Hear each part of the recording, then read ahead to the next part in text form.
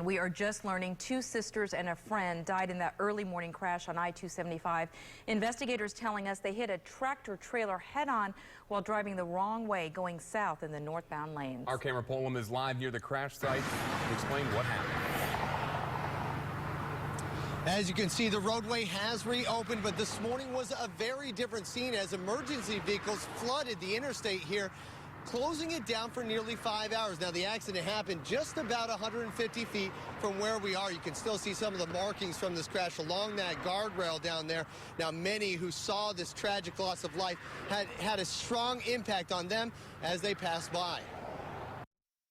This is the 4th time maybe this year that the Tampa Bay area has, experienced this type of tragedy. Sadrina Osborne and her daughter Sydney were on their way to church when they came across this morning's devastating crash.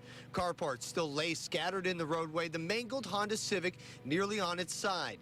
Reminiscence of yet another wrong-way crash. The first happened back in February when 4 USF students were killed. I have no indication as to why that's occurring. Around 6 this morning, officials say the Civic carrying 2 sisters and a friend on their way home from work ran head-on into this petroleum truck. The Highway Patrol says Gabrielle and Lucretia Lanier, as well as John Pearson, were all killed.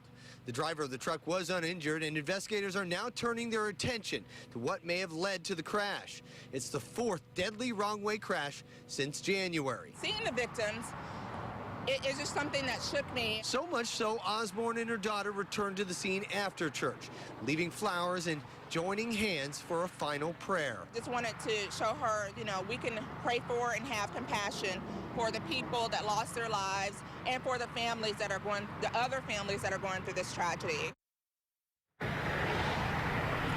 Investigators aren't saying whether drugs or alcohol played a factor in today's crash. They are awaiting toxicology reports, which they expect to have in 4 to 6 weeks.